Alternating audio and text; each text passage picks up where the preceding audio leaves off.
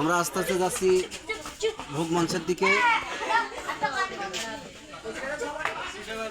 আমাদের অধিবাস কীর্তনিয়ার দল, কালী মন্দির সম্প্রদায়, চৌগাছা যশোর,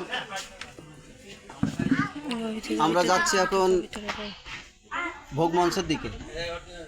এখানে আমার শ্রদ্ধেয় ভাইপো দাঁড়ায় আছে, লিপু ঘোষ, আর আমার পুতা ছেলে লব ঘোষ। এবং ইতিমধ্যে যাচ্ছে গঙ্গাবরণ করতে আমার শ্রদ্ধেয় সব ভাইজি, বৌমা, মামি, বোন। আর এই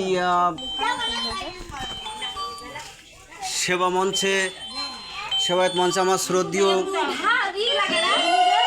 এই সেবায়ত দেবব্রত বাবাজি জয়ন্ত। আমি ভগবানের শ্রীচরণে ভক্তি রেখে আজকের শুভ দিবস কীর্তন আমরা শুরু করব।